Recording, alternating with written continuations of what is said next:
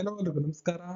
ಇವತ್ತಿನ ಈ ವಿಡಿಯೋದಲ್ಲಿ ನಾವು ರೈಲ್ವೆ NTPC ಗ್ರಾಜುಯೇಟ್ ಎಕ್ಸಾಮ್ಸ್ಗೆ ಸಂಬಂಧಪಟ್ಟಂಗೆ 2025ರಲ್ಲಿ ನಡೆದಿರುವಂಥ ಎಕ್ಸಾಮ್ಸ್ನ ಕ್ವಶನ್ ಆ್ಯಂಡ್ ಆನ್ಸರ್ಸ್ನ ಡಿಸ್ಕಸ್ ಮಾಡ್ತಾ ಹೋಗೋಣ. ಇದು 2026ರಲ್ಲಿ ನಡೆಯುವಂಥ ಎಕ್ಸಾಮ್ಸ್ಗೆ ತುಂಬ ಅನುಕೂಲ ಆಗುತ್ತೆ. PYQ ಫಾರ್ಮ್ಯಾಟ್ ಇದು, ಅಂದರೆ ಪ್ರೀವಿಯಸ್ ಇಯರ್ ಕ್ವಶನ್ಸ್ ಅಲ್ಲಿ ಏನು ಬರ್ದಿರ್ತಾವೋ 2025ರಲ್ಲಿ ಆ ಕ್ವಶನ್ಸ್ನ ನಾನು ಇಲ್ಲಿ ಸಾಲ್ವ್ ಮಾಡ್ತಾ ಹೋಗ್ತೀನಿ. ಸೊ ನಾನು ನಂಬರ್ ಸಿಸ್ಟಮ್ ಇಂದ ಶುರು ಮಾಡ್ತಾ ಇದ್ದೀನಿ. ನಂಬರ್ ಸಿಸ್ಟಮ್ ಅಲ್ಲಿ ರಿಪಿಟೇಟಿವ್ ಕ್ವಶನ್ಸ್ ಏನಿರ್ತವೆ ಅವುಗಳನ್ನ ಸಾಲ್ವ್ ಮಾಡ್ತಾ ಹೋಗೋಣ. ಪ್ರತಿದಿನ 5 ಪ್ರಾಬ್ಲಮ್ಗಳನ್ನ ಪ್ರತಿ ಸೀರೀಸ್ ಅಲ್ಲಿ ಪ್ರತಿ ವಿಡಿಯೋದಲ್ಲಿ 5 ಪ್ರಾಬ್ಲಮ್ಸ್ಗಳನ್ನ ಸಾಲ್ವ್ ಮಾಡ್ತಾ ಹೋಗ್ತೀನಿ. ನೀವು ನೋಟ್ಸ್ ಮಾಡ್ಕೊತಾ ಹೋಗ್ಬೋದು. ಸೊ ಇಲ್ಲಿ ಶಿಫ್ಟ್ಗಳನ್ನು ಕೂಡ ಮೆನ್ಷನ್ ಮಾಡಿರ್ತೀನಿ, ಯಾವ ಶಿಫ್ಟ್ ಅಲ್ಲಿ ಯಾವ ಕ್ವಶನ್ ಬಂದಿತ್ತು ಅಂತ ನೀವು ನೋಡ್ಕೋಬಹುದಾಗಿರುತ್ತೆ. ಸೊ ಮೊದಲನೇ ಪ್ರಾಬ್ಲಮ್ ಇಲ್ಲಿ ನೋಡ್ಬೋದು, find the value of M which satisfies. Indices ನಿಂದ ಮೊದಲನೇ ಪ್ರಾಬ್ಲಮ್ ಇದೆ. 6ನೇ ತಾರೀಕು 6ನೇ ತಿಂಗಳು 2025ನೇ ಇಸ್ವಿ ಶಿಫ್ಟ್ 3ರಲ್ಲಿ ಕೇಳಿರ್ತಕ್ಕಂಥ ಪ್ರಶ್ನೆ ಇದು. ಇಂಡಿಸಿಸ್ ರೂಲ್ಸ್ಗಳು ನಿಮ್ಗೆ ಗೊತ್ತಿದ್ರೆ ಈಸಿಯಾಗಿ ಆನ್ಸರ್ನ ಕಂಡುಹಿಡಿಬಹುದು. ಇಂಡಿಸಿಸ್ ಪ್ರಕಾರ a⁻m ಇದ್ದು a⁻n ಇದ್ರೆ a⁻m+n ಅಂತ ಬರ್ಕೋಬಹುದು. ಇದು ಮೊದಲನೇದು, ಇದು ಗೊತ್ತಿರ್ಬೇಕು ನಿಮಗೆ. ಇನ್ನು a⁻m ಈ ತರ ಇದ್ದಾಗ ನಿಮ್ಮ ಈ ಸಂಖ್ಯೆ ಅದಲೋ ಬದಲಾದ್ರೆ ಆ ಒಂದು ಸಂದರ್ಭದಲ್ಲಿ ನೀವು ಅದನ್ನ ಪವರ್ ಅನ್ನು ಏನಿರುತ್ತೋ ಅದನ್ನ ಮೈನಸ್ ಮಾಡ್ಕೋಬಹುದು. ಉದಾಹರಣೆಗೆ ಎ ಜಾಗದಲ್ಲಿ 1 ಇತ್ತು ಅನ್ಕೊಳ್ಳಿ.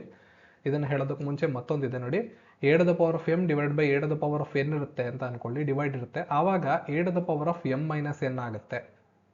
ಹಾಗೆ a⁻m ಇದೆ a⁻n ಇದೆ ಅನ್ಕೊಂಡ್ರೆ ಆವಾಗ ಅದರ ಪವರು a⁻m×n ಆಗುತ್ತೆ. ಇಷ್ಟು ನಿಮಗೆ ಗೊತ್ತಿರಬೇಕು, ಬೇಸಿಕ್ಸ್ ಇದು. ಅದಾದ್ಮೇಲೆ ಎರಡು ಕಡೆ ಈಕ್ವೇಟ್ ಮಾಡಬೇಕಾದ್ರೆ ಈ ಕಡೆನೂ a⁻m+n+q ಇದೆ ಅಂಡ್ ಈ ಕಡೆ a⁻m+p+r ಇದೆ ಅಂತ ಹೇಳಿದಾಗ ಬೇಸ್ಗಳು ಎರಡು ಈಕ್ವಲ್ ಇದ್ದಾಗ ನಾವು ಮೇಲ್ಗಡೆ ಇರೋವನ್ನು ಕೂಡ ಈಕ್ವೇಟ್ ಮಾಡ್ಬೋದು. ಈ ಸಂಖ್ಯೆಗಳು ಎ ಅನ್ನೋ ಜಾಗದಲ್ಲಿರುವಂಥ ಸಂಖ್ಯೆ ಸೇಮ್ ಇದ್ದಾಗ ಮೇಲ್ಗಡೆ ಇರೋವನ್ನು ಕೂಡ ಈಕ್ವೇಟ್ ಮಾಡ್ಬೋದು. ಒಂದು ಪಕ್ಷ ಸಂಖ್ಯೆ ಅದಲು ಬದಲಾಗಿದ್ರೆ ಇವುಗಳನ್ನ ಮತ್ತೆ ಈಕ್ವೇಟ್ ಮಾಡ್ಬೋದು. ಉದಾಹರಣೆಗೆ 1/a ಇತ್ತು ಅಂತ ಹೇಳಿದ್ರೆ 1/a m+n+q ಅಂತ ಇತ್ತು ಇದ್ರ ಬದಲಿಗೆ ಅಂತ ಹೇಳಿದಾಗ ಇದನ್ನ ನಾವು a ಅಂತ ಮಾಡ್ಕೋಬಹುದು. ಪವರ್ ಬಂದ್ಬಿಟ್ಟು ಮೈನಸ್ ಆಗುತ್ತೆ ಅಷ್ಟೇ, m+n+q ಅಂತ ಆಗುತ್ತೆ. ಓಕೆ, ಇಷ್ಟು ವಿಷಯಗಳ ಕ್ಲಾರಿಟಿ ನಿಮಗೆ ಇಂಡಿಸಿಸ್ ರೂಲ್ಸ್ ನಲ್ಲಿ ಇರಬೇಕಾಗುತ್ತೆ. ಇಷ್ಟು ವಿಷಯಗಳು ನಿಮ್ಗೆ ಗೊತ್ತಿದ್ರೆ ಇಂಡಿಸಿಸ್ ನಲ್ಲಿ ಯಾವುದೇ ಪ್ರಾಬ್ಲಮ್ ಕೊಟ್ಟರು ನೀವು ತಕ್ಷಣ ಆನ್ಸರ್ ಕೂಡ ಮಾಡಬಹುದಾಗಿರುತ್ತೆ. ಸೊ ಇಲ್ಲಿ ಕೊಟ್ಟಿರ್ತಕ್ಕಂಥ ಪ್ರಾಬ್ಲಮ್ ಅರ್ಥ ಮಾಡ್ಕೊಳ್ಳಿ. ಶಿಫ್ಟ್ ಅಲ್ಲಿ ಯಾವ್ದೆಲ್ಲಿದೆ ಕೊಟ್ಟಿದ್ದಾರೆ ಅಂತ, ಇದ್ರ ಮೇಲೆ ಒಂದು ಪ್ರಾಬ್ಲಮ್ ಎಕ್ಸಾಮ್ ಅಲ್ಲಿ ಖಂಡಿತವಾಗ್ಲೂ ಬರುತ್ತೆ. ಅರ್ಥ ಮಾಡ್ಕೊಂಡ್ರೆ ತಕ್ಷಣ ನೀವು ಇದಕ್ಕೆ ಆನ್ಸರ್ನ ಮಾಡಬಹುದಾಗಿರುತ್ತೆ.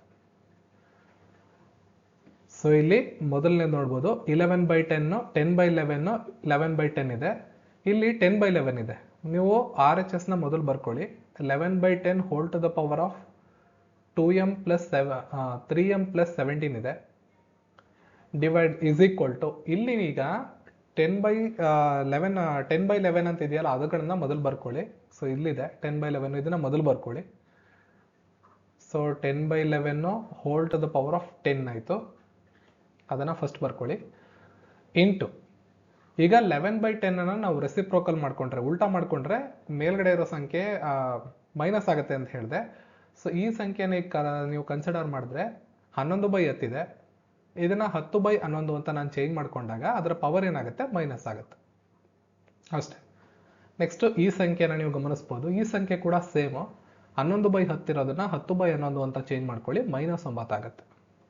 ಆಲ್ರೆಡಿ ನಿಮ್ಗೆ ಹೇಳಿದ್ದೀನಿ a⁻m ಇದ್ರೆ a⁻m+n ಅಂತ ಆಗುತ್ತೆ. ಸೊ RHS ಅಲ್ಲಿ ನೀವೇನ್ ಮಾಡೋದು, 10/11 ಬರ್ಕೊಂಡು ಪವರ್ಗಳನ್ನು ಈಕ್ವೇಟ್ ಮಾಡ್ಕೋಬಹುದು. 10 + -7 + -9 ಹಿಂಗ್ ಬರ್ಕೋಬಹುದು. Okay, next plus into minus minus ಆಗುತ್ತೆ. 10ರ ಘಾತ ಏನಾಗುತ್ತೆ, 10/11. 10ರ ಘಾತ ಏನಾಗುತ್ತೆ, 10 - 7 -9 ಆಗುತ್ತೆ. -7 -9 -16 ಆಯಿತು. -16ರಲ್ಲಿ 10ನ ಕಳೆದ್ರೆ -6 ಉಳ್ಕೊಳುತ್ತೆ. ಸೊ ಇಲ್ಲಿ ಎಷ್ಟು ಉಳ್ಕೊಳ್ತು, -6 ಉಳ್ಕೊಳ್ತು. 10/11 ಅದರ ಪವರು -6. ಈಗ ಎರಡು ಕಡೆ ಈಕ್ವೇಟ್ ಮಾಡ್ಬೋದು. 10/11 ಇದೆ 10/11 ಇದೆ, ಎರಡು ಈಕ್ವಲ್ ಆಗೋದಾದ್ರೆ 3m+17 ಇಸ್ ಈಕ್ವಲ್ ಟು -6 ಆಗುತ್ತೆ. 3m ಹಾಗೆ ಇರುತ್ತೆ. -6 -17 ಆಗುತ್ತೆ. 17 ಬಲಭಾಗ ಬಂದ್ರೆ ಮೈನಸ್ ಆಗುತ್ತೆ. 3m ಇಸ್ ಈಕ್ವಲ್ ಟು -6 -7 -23 ಆಗುತ್ತೆ. m ನ ವ್ಯಾಲ್ಯೂ -23/3 ಆಗುತ್ತೆ. ಆಪ್ಷನ್ ಬಿ ಸರಿಯಾದಂಥ ಉತ್ತರ ಈ ಪ್ರಶ್ನೆಗೆ. ಸೊ ಇಂಡಿಸಸ್ ರೂಲ್ಸ್ ಗೊತ್ತಿದ್ರೆ ಬಹಳ ಸುಲಭವಾಗಿ ಇದಕ್ಕೆ ನೀವು ಆನ್ಸರ್ನ ಕಂಡುಹಿಡಿಬಹುದು. ಇದೇ ತರ ಸೊ ಲಾಸ್ಟ್ ಪ್ರಾಬ್ಲಮ್ ತರ ಇದನ್ನು ನೀವು ಮತ್ತೆ ಸಾಲ್ವ್ ಮಾಡಕ್ಕೆ ಟ್ರೈ ಮಾಡಿ, ಈಸಿ ಆಗುತ್ತೆ ಇದು ನೀವು ಆನ್ಸರ್ ಪಡಬೇಕಾದ್ರೆ. ನಾನು ಇಲ್ಲಿ ಡೈರೆಕ್ಟಾಗಿ ಆನ್ಸರ್ ಬರೆಯೋದಕ್ಕೆ ನೋಡ್ತೀನಿ. ನಾನು ಮೊದಲು ನಿಮಗೆ ಸಿಂಪ್ಲಿಫೈ ಮಾಡಿ ತೋರಿಸ್ತೀನಿ.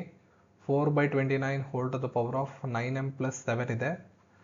ನಾನು ಇದನ್ನೆಲ್ಲ ಚೇಂಜ್ ಮಾಡಿ ತೋರಿಸ್ತೀನಿ ನಿಮಗೆ ನೋಡಿ ಆಲ್ಟರ್ನೇಟ್ ಆಗಿ.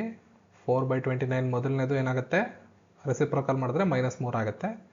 ಎರಡನೇದು 4/29 ಏನೋ ಬದಲಾವಣೆ ಇಲ್ಲ, ಎರಡೇ ಇರುತ್ತೆ. ಮೂರನೇದು ಕೂಡ ಬದಲಾವಣೆ ಮಾಡಬೇಕು, -11 ಆಗುತ್ತೆ. ಸೈಡಲ್ಲಿ ನಿಮಗೆ ಬರ ತೋರಿಸ್ತೀನಿ, ಮತ್ತೆ ಬರೆಯೋದಿಲ್ಲ. -3 + 2 -11 ತಲೆ ಮೇಲೆ ಘಾತಾಂಕ. -3 -11 -14 ಆಯಿತು. -14ರಲ್ಲಿ 2 ಹೋದರೆ -12 ಆಯಿತು. ಸೊ 4/29 ಅದರ ತಲೆ ಮೇಲೆ 9m + 7 ಹಾಗೆ ಇರುತ್ತೆ. ಆ್ಯಂಡ್ ಇಲ್ಲಿ 4/29 ಅದರ ತಲೆ ಮೇಲೆ -12 ಇದೆ. ಎರಡು ಕಡೆ ಬೇಸ್ಗಳು ಒಂದೇ ಇರೋದ್ರಿಂದ ಈಕ್ವಲ್ ಮಾಡ್ಬೋದು. 9m + 7 = -12 ಆದರೆ 9m -19 ಆಗುತ್ತೆ. ಯಾಕಂದರೆ 7 ಈ ಕಡೆ ಬಂದಾಗ ಮೈನಸ್ ಆಗುತ್ತೆ. -12ಕ್ಕೆ -7 ಕೊಡಿದ್ರೆ -19. ಎಮ್ನ ಬೆಲೆ -19/9 ಆಗುತ್ತೆ. ಆಯ್ಕೆಗಳಲ್ಲಿ ಆಯ್ಕೆ 1 ಸರಿಯಾದಂಥ ಉತ್ತರ ಆಗುತ್ತೆ.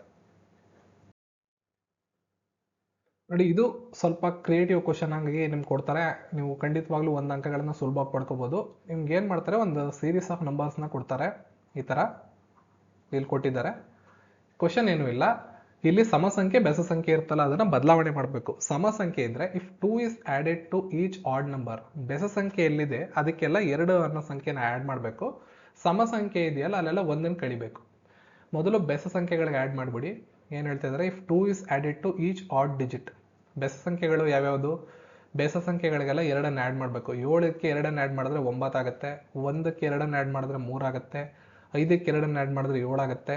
6, 4 ಸಮ ಸಂಖ್ಯೆಗಳು, 6, 4, 2 ಸಮ ಸಂಖ್ಯೆ, ಹಾಗಾಗಿ ಬಿಟ್ಟಿದ್ದೀನಿ ನಾನು. 3ಕ್ಕೆ 2 ಆ್ಯಡ್ ಮಾಡಿದ್ರೆ 5 ಆಗುತ್ತೆ. ಅದರ ಕೆಳಗಡೆನೆ ಬರ್ಕೊಳ್ಳಿ, ಮುಂದೆ ನಿಮಗೆ ಕನ್ಫ್ಯೂಷನ್ ಆಗಬಾರ್ದು ಅನ್ನೋದಾದ್ರೆ. ನೆಕ್ಸ್ಟ್, ಬೆಸ ಸಂಖ್ಯೆಗಳಿಂದ 1ನ ಕಳೀರಿ ಅಂತ ಹೇಳಿದ್ದಾರೆ. 1 is subtracted from each even digit ಅಂತ ಹೇಳಿದ್ದಾರೆ. 6ರಲ್ಲಿ 1 ಕಳೆದ್ರೆ 5, 4ರಲ್ಲಿ 1 ಕಳೆದ್ರೆ 3 ಮತ್ತು 2ರಲ್ಲಿ 1 ಕಳೆದ್ರೆ 1. ಇದು ಹೊಸ ಸಂಖ್ಯೆ, ಈಗ ಇಲ್ಲಿ ಬಂದಿರೋದು ಹೊಸ ಸಂಖ್ಯೆ. ಇದರಲ್ಲಿ ಅವ್ರು ಏನು ಮಾಡ್ತಾ ಇದ್ದಾರೆ, ಮಾಡಿದ್ಮೇಲೆ then how many digits will appear more than once in the new number. ಇದು ಓಲ್ಡ್ ನಂಬರು, ಇದು ನ್ಯೂ ನಂಬರ್. ಇದರಲ್ಲಿ ಎಷ್ಟು ಸಂಖ್ಯೆಗಳು ರಿಪಿಟೇಟಿವ್ ಆಗಿ ಬಂದಿವೆ, ಅಂದ್ರೆ ಒಂದಕ್ಕಿಂತ 2 ಐಡೆಂಟಿಕಲ್ ಆಗಿ ಬಂದಿವೆ ಅನ್ನೋ ಅರ್ಥವನ್ನ ಕೊಟ್ಟಿದ್ದಾರೆ. ಸೊ ಇಲ್ಲಿ ನೀವು ಗಮನಿಸ್ಬೋದು ಯಾವ್ಯಾವುದು ಅಂತ. ಹೊಸ ಸಂಖ್ಯೆಯಲ್ಲಿ 5 ಇದೆ, 1 ಸಲ ಇದೆ, 2 ಸಲ ಇದೆ. 3 ಇದೆ, 1 ಸಲ ಇದೆ, 2 ಸಲ ಇದೆ. ಇನ್ನು 9, 7, 1 ಎಲ್ಲ ಒಂದೊಂದು ಸಲ ಇದೆ, ಅದಕ್ಕೆ ಜೋಡಿಗಳು ಇಲ್ಲಿ ಬಂದಿಲ್ಲ. Identical number how many digits will appear more than once ಅಂತ ಕೇಳಿದ್ದಾರೆ. ಒಂದಕ್ಕಿಂತ ಹೆಚ್ಚು ಬಾರಿ ಬಂದಿರತಕ್ಕಂಥದ್ದು. 5 ಒಂದಕ್ಕಿಂತ ಹೆಚ್ಚು ಬಾರಿ ಬಂದಿದೆ ಮತ್ತು 3 ಒಂದಕ್ಕಿಂತ ಹೆಚ್ಚು ಬಾರಿ ಬಂದಿದೆ.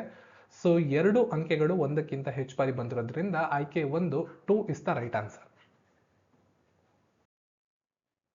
ಸೇಮ್ ಅದೇ ತರದ್ದು ನಿಮಗೆ 20ನೇ ತಾರೀಕು ಜೂನ್ 20ನೇ ತಾರೀಕು ಸೆಕೆಂಡ್ ಶಿಫ್ಟ್ ಅಲ್ಲಿ ಕ್ವಶನ್ ಕೇಳಿದ್ದಾರೆ.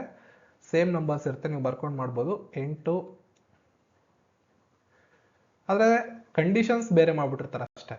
ಇಲ್ಲಿ ನಂಬರ್ಸ್ನ ಚೇಂಜ್ ಮಾಡಿರ್ತಾರೆ, ಕಂಡೀಷನ್ಸ್ ಚೇಂಜ್ ಮಾಡಿರ್ತಾರೆ. ಈಗ ನೋಡಿ ಮತ್ತೆ ಏನು ಹೇಳ್ತಾ ಇದ್ದಾರೆ ಅಂದರೆ, ಹೊಸ ನಂಬರ್ಗೆ ನಾನು ಕಲರ್ ಚೇಂಜ್ ಮಾಡಿ ಬರಿತೀನಿ, ನೀವು ಇಲ್ಲಿ ನೋಡ್ಕೋಬಹುದು. 1 is added to each odd digit. Odd ಬೆಸ ಸಂಖ್ಯೆಗೆಲ್ಲ 1ನ ಆ್ಯಡ್ ಮಾಡಿ ಅಂತ ಹೇಳಿದ್ದಾರೆ. ಸೊ 1, 1, 2, 8, 6, 2 ಎಲ್ಲ ಸಮ ಸಂಖ್ಯೆ, ಅದನ್ನು ಬಿಟ್ಬಿಡಿ. ಇದು 6, 4 ಬಿಡಿ, ಇದು 8.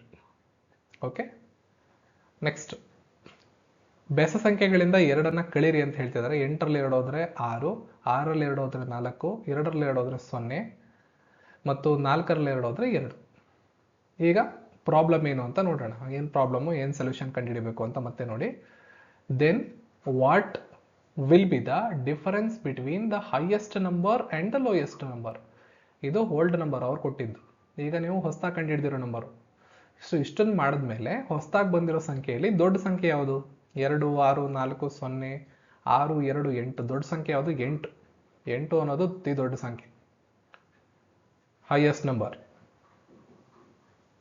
ಲೋಯೆಸ್ಟ್ ನಂಬರ್ ಡಿಜಿಟ್ ಯಾವುದು ನೋಡಿ? 2. 2ಕ್ಕಿಂತ ಕಮ್ಮಿ ಯಾವುದು? 0. 0 ಇದೆ, ಇದು ಲೋಯೆಸ್ಟ್ ನಂಬರ್.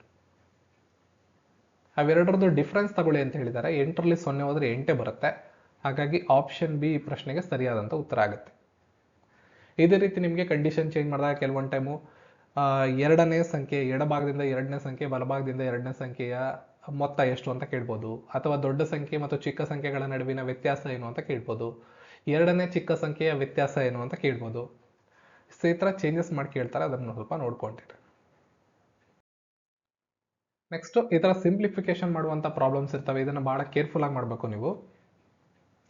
ಸೊ ಮೊದಲನೇದು ಇಲ್ಲಿ ನೋಡ್ಬೋದು, 28 ಡಿವೈಡ್ 3/9 ಬ್ರಾಕೆಟ್ ಹಾಕಿದ್ದಾರೆ, ಆಮೇಲೆ ಅದ್ರ ಜೊತೆ ಮಲ್ಟಿಪ್ಲೈ ಮಾಡಿ ಇಷ್ಟನ್ನ ಸಿಂಪ್ಲಿಫೈ ಮಾಡಿ ಅಂತ ಹೇಳಿದ್ದಾರೆ. ಅದಾದ್ಮೇಲೆ ಇದನ್ನ ಡಿವಿಷನ್ ಮಾಡಿ ಅಂತ ಹೇಳಿದ್ದಾರೆ.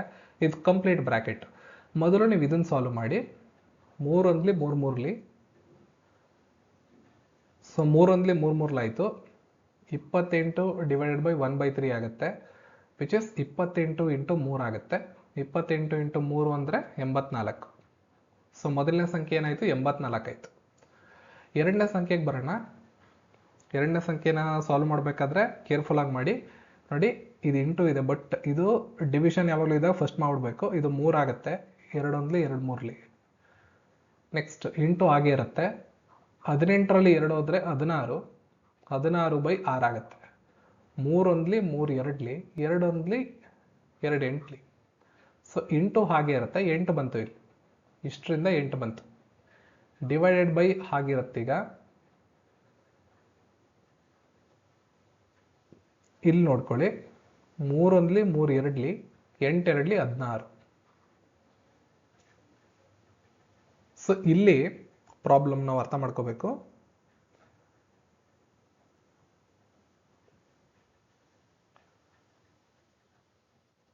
ನೆಕ್ಸ್ಟ್ 84 ಇಂಟು 8 ಮಾಡಿಬಿಡಿ. 84 ಇಂಟು 8 672 ಆಗುತ್ತೆ.